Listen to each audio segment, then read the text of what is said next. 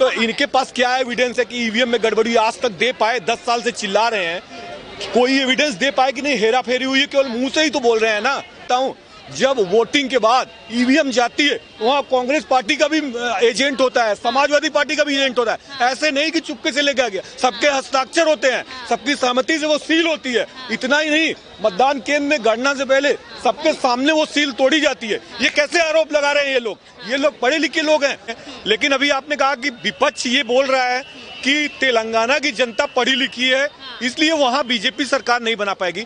तो क्या उत्तर प्रदेश, मध्य प्रदेश या जहां पे कुछ दिन पहले मध्य प्रदेश में अभी कांग्रेस की सरकार थी, तो क्या ये लोग अब वहां की जनता को पढ़ा लिखा नहीं मानते हैं क्या? मतलब सरकार बदल जाती है तो वहां की जनता पढ़ी लिखी नहीं है? जहां कांग्रेस की सरकार है वहां जनता पढ़ी लिखी है।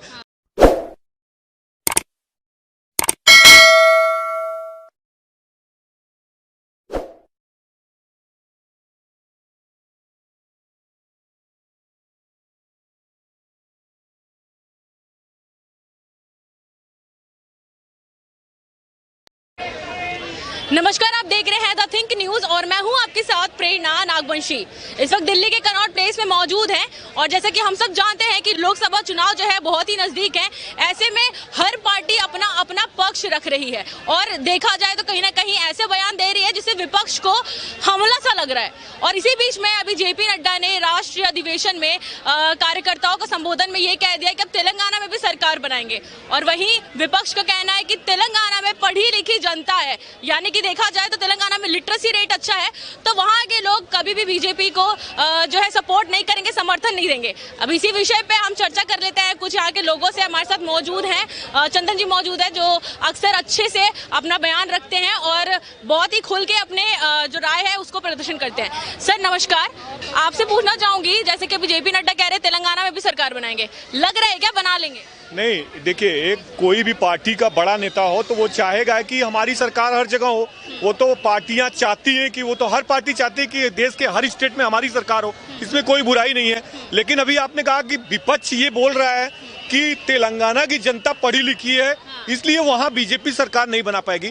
तो क्या उत्तर प्रदेश, मध्य प्रदेश या जहां पे कुछ दिन पहले मध्य प्रदेश में अभी कांग्रेस की सरकार थी, तो क्या ये लोग अब वहां की जनता को पढ़ा लिखा नहीं मानते हैं क्या? मतलब सरकार बदल जाती है तो वहां की जनता पढ़ी लिखी नहीं है? जहां कांग्रेस की सरकार है वहां जनता पढ़ी लिखी है। अभी हिमाचल प्रदेश में सरकार है कांग्रेस की, कुछ दिन पहले बीजेपी की सरकार थी, तो क्या वहां की जनता पढ़ी लिखी नहीं, गंवार थी? क्या कहना चाहता है विपक्ष? तो ये इनकी सोच है, ये इनका स्वार्थ है, ये इनका परिवारवाद है। पढ़े लिखे सिर्फ विकास पर बात करेंगे ना, पढ़े लिखे लोग सिर्फ विकास पे बात करेंगे, ये कहना है विपक्ष। तो यही तो मैं कह रहा हूँ, उत्तर प्रदेश में क्या विकास नहीं हो रहा है? आप देखिए, डिफेंस कॉरिडोर बन रहा है, 6 लेन 8 लेन हाईवे बन रहा है, पानी की व्यवस्थाएं हो रही है, बिजली आ रही है 24 घंटे में। वाराणसी से वहाँ बिजली नहीं कटती है।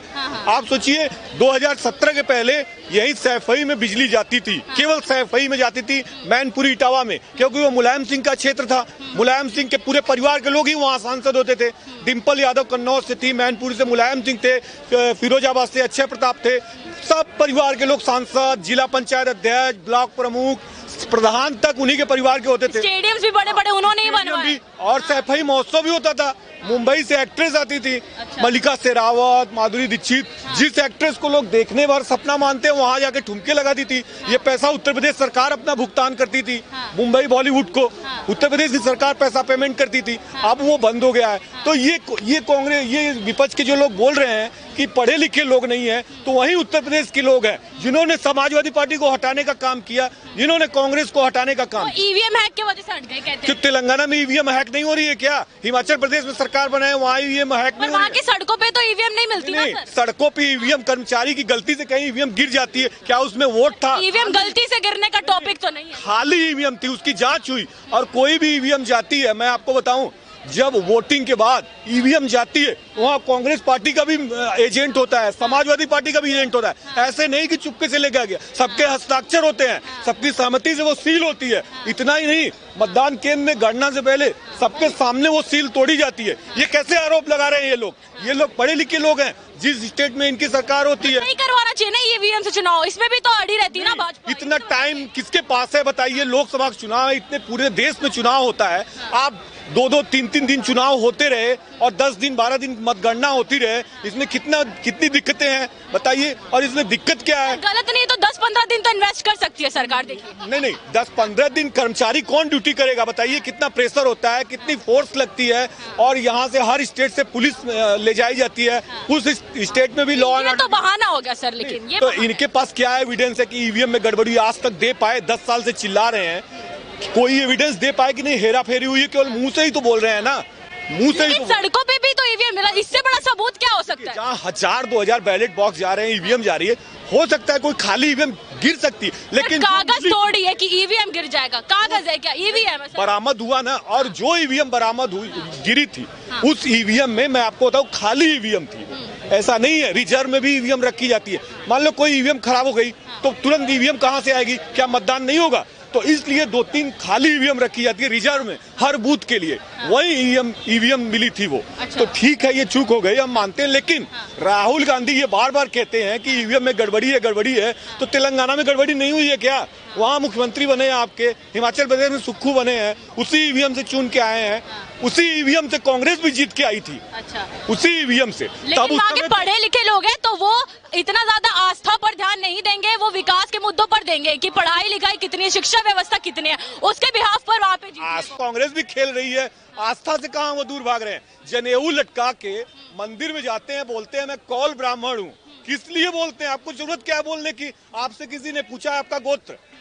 आप राहुल गांधी से किसी ने पूछा था तो बताने की क्या जरूरत थी? लेकिन राहुल गांधी ये भी कह रहे कि राम मंदिर में एक भी गरीब जनता नहीं थी, सारे बड़े बड़े अंबानी, अडानी, कैटरीना कैफ, आलिया भट्ट यही दिख रहे थे, तो गरीबों के लिए तो कुछ हुआ नहीं। राम मंदिर ट्रस्ट ने उन लोगों को आमंत्रित किया था, वो देश के प्रबुद्ध लोग हैं, वो देश के कलाकार हैं, वो देश के उद्योगपति हैं, जिनका देश के विकास में हिस्सा है, इसलिए उनको बुलाया गया। रोज रोज थोड़ी जाएंगे। आप जाके देखिए राम मंदिर में हर कोई दर्शन कर रहा है। मैं एक मध्यम वर्गीय परिवार से आता हूँ, मेरे परिवार से भी लोग गए थे दर्शन करने। लेकिन जिस दिन प्राण प्रतिष्ठा थी उस दिन भी तो होना जरूरी था ना, एक तो दिखता, एक भी नहीं दिखा वहाँ। देखिए वहाँ पे समझिए बात को, अगर पूरे देश को बुला देंगे वहाँ पे अव्यवस्था हो जाएगी, जगह कम है, हो सकता है भगदड़ मच जाए, हो सकता है बहुत ज्यादा दिक्कत हो जाए, फोर्स न रोक पाए, भगदड़ मच जाए, उसमें कुछ भी हो सकता है। इसलिए कहा गया दर्शन करने से या किसी को वहां जाने से मनाही नहीं है, अब जिसको जाना है जाए, लेकिन अगर एक साथ आप 10-12 लाख 15 लाख लोगों को बुला देंगे, क्या कार्यक्रम हो पाएगा? इतनी फोर्स कहां से आएगी? कहां बैठाएंगे? इतनी व्यवस्था कहां से आएगी? कैसे कंट्रोल होगा? भगदड़ मच गई, कोई इधर भाग रहा है उधर, तो हो सकता है बड़ी घटना हो जाए। इस नाते वहां के जो प्रबंधन था उसने निवेदन किया था कि केवल 22 जनवरी को कुछ लोग आए, भगवान की प्रतिष्ठा हो जाएगी, उसके बाद सभी को आना है, सभी को दर्शन करना है, इसमें दिक्कत क्या है? अच्छा, और केजरीवाल भी कह रहे कि अभी 350 कुछ उन्होंने इलेक्ट्रिक बस का उद्घाटन किया है, उसको नहीं गिनेंगे क्या? वो भी तो विकास है देश में, देश भर में दिल्ली सबसे नंबर 1 सिटी हो गई है। अरे ये केजरीवाल तो क्या केजरीवाल एहसान कर रहे हैं क्या? उत्तर प्रदेश में वोल्वो बस चल रही है, लग्जरी। उत्तर प्रदेश परिवहन निगम में जाके देखिए, हर बनारस में, इलाहाबाद में एसी बसेस आपको मिलेंगी, आपको बढ़िया सिटी बसेस मिलेंगी। कभी योगी जी को कहते सुना बसेस है और यहाँ पे महिलाओं को फ्री है सर, कहते हुए सुना है योगी जी को आपने कि मैं बस चलवा रहा हूँ या मैं बेहतर सुरक्षा व्यवस्था दे रहा हूँ, मैं अपराधियों को मार रहा हूँ, मैं निर्भय बना रहा हूँ उत्तर प्रदेश को, डिफेंस कॉरिडोर बन रहा है, 6 लेन हाईवे बन रही है, हर घर नल योजना बन रही है। क्या कभी कहते फ्री तो नहीं है ना? फ्री में तो महिलाएं बस में सफर कर रही है ना। अब आप पुरुष हैं, आपको नहीं मिला तो आपको सेल्फिशनेस नहीं, पुरुष महिला की बात नहीं है, महिलाओं को दे रहे हैं, ठीक अच्छी बात है, तो ये ढिंढोरा क्यों फूट रहे हैं? वो आयुष्मान भारत क्यों रोका है दिल्ली में? 5 लाख की जो सरकार की योजना है, जो गरीब और महिलाओं को अगर वो 5 लाख रुपए की मदद मिलती, उसको तो इन्होंने रोक रखा है। और 10-20 रुपए का टिकट दे के आप फ्री में, और उस 5 लाख रुपए का क्यों नहीं दे रहे हो? जो रिक्शा चलाने वाला है, मान लो कोई बीमारी होगी उसके परिवार में, वो 5 लाख रुपया सरकार देती ना उसको, अब तो वो बेचारा अपने को देना पड़ेगा। केवल अपने अहम में आपने रोक लिया, अपने अहंकार में कि हम मोदी की योजना को लागू नहीं करेंगे। अरे इसमें मोदी से आपका झगड़ा चलता रहेगा, इसमें जनता को क्यों पीस रहे हो आप? जनता को कहाँ पीस रहे? पंजाब में भी अभी फ्री राशन हर घर पे जा रहा है, तो वो भी तो है ना सर, मिल तो रही है ना, व्यवस्था तो अच्छी हो रही है। मैं सवाल कर रहा हूँ, आपने आयुष्मान भारत योजना और अन्न वाली जो अन्न योजना वितरण है, तो आप गलती गिना रहे हैं। वो आप सवाल का जवाब दीजिए, आप गलती को गिना रहे हैं। क्यों रोका? केजरीवाल ने क्यों रोका बताइए? जैसे कोई रिक्शा चलाने वाला है, कोई ऑटो चलाने वाला है, उसके परिवार में भगवान न करे कोई तबीयत खराब हो गई किसी की, अब उसके इलाज के लिए 2.5 लाख रुपए डॉक्टर ने बोल दिया, भैया 2.5 लाख रुपए दे दो, हम इलाज कर दे रहे हैं, ठीक हो जाएगा। कहाँ से 2.5 लाख रुपए लाएगा वो गरीब आदमी? या जेवर बेचेगा पत्नी के, गहने बेचेगा, या हो सकता है गहने ना हो तो अपना रिक्शा बेचना पड़े या और कुछ बेचना पड़े। अगर केजरीवाल ने लागू किया होता योजना तो सरकार, केंद्र सरकार पैसा दे देती 2.5 लाख रुपए और फ्री में इलाज हो जाता। कितनी बड़ी योजना है बताइए, इन्होंने रोक रखा है। क्यों रोक रखा है? क्योंकि मोदी जी से इनका टसन चलता है। मोदी जी के सामने ये छोटे अपने को नहीं आंकना चाहते। इनका कहना है कि हम मोदी जी की योजना को नहीं लागू करेंगे। मोदी जी होते कौन है? दिल्ली में योजना लागू होगी तो हमारी होगी। अरे यार, अभी उनका पार्टी में जोड़ने का इनविटेशन भी तो ठुकरा रहे हैं ना केजरीवाल जी, ये भी तो सोचिए। भाजपा भी तो बुला रहे हैं केजरीवाल जी को। नहीं, भाजपा नहीं बुला रही है, यही हल्ला उड़ाते हैं कि हमको भाजपा बुला रही है, हमको शामिल कराना चाहती है। कभी सुना मोदी जी को कहते हुए केजरीवाल आ जाओ आप? या कभी किसी जेपी नड्डा को सुना आपने? तो खुल के थोड़ी बोलेंगे वो, अंदर ही अंदर बोला होगा उन्होंने। तो यही इन्हीं को, ये अपने मुंह अपनी बढ़ाई करते हैं कि हमसे डर रही है भाजपा, हमसे खौफ खाए हुए है। जबकि 2 बार लोकसभा चुनाव में ये हारे मुंह की, 7 की 7 लोकसभा सीटों में एक भी सीट केजरीवाल नहीं जीत पाए। दिल्ली की जनता ने इन्हें नकार दिया कि आप लोकसभा के लायक नहीं हो। फिर भी अहंकार इतना है, घमंड इतना है कि मोदी का विरोध करते हैं, मोदी को न बोलने वाले वचन बोलते हैं। देश के प्रधानमंत्री हैं और जिस तरह से केजरीवाल जी ने विधानसभा के अंदर उनको संबोधित करके, मैं उस शब्द को बोल नहीं सकता, वो रिकॉर्ड है, वीडियो यूट्यूब पे मिल जाएगा। तू करना, तू करना। बताइए, देश के प्रधानमंत्री के लिए आप एक मुख्यमंत्री, आपका ये संबोधन है? आपका यही संस्कार है? आप बोलते हो हम IIT खड़गपुर से पढ़ के आए IAS हैं, आपका यही संस्कार है? दरअसल इनका यही चरित्र है। ये जो इनके साथ कोई आदमी रहता है उसको इन्होंने हमेशा पीठ में छुरा भोंकने का काम किया है। साजिया इल्मी इनके कभी साथ थी, वो भाजपा में आ गई इनके वजह से। कुमार विश्वास इनके साथ थे, इनका साथ नहीं टिक पाया। योगेंद्र यादव, अन्ना हजारे, जिनके नाम के नीचे इन्होंने अपनी राजनीति शुरू की, जिनका कवर मिला इनको, वो इनके पीछे ढाल की तरह खड़े थे, उनके नाम पे इन्होंने राजनीति कर दी। उनको भी इन्होंने कभी नहीं पूछा आज तक मुख्यमंत्री बनते। ये इनका चरित्र है, ये किसी के नहीं है। सत्येंद्र जैन, मनीष सिसोदिया, संजय सिंह, कोई भी उठा के देख लो, ये हंसते हैं। जेल में वो लोग काटे, मलाई ये काटे, जेल वो काटे। आपने रेवड़ी की तरह शराब की दुकान खुलवा दी, आप ईडी का वर्चुअल जवाब दे रहे हो, आप जा क्यों नहीं रहे हो?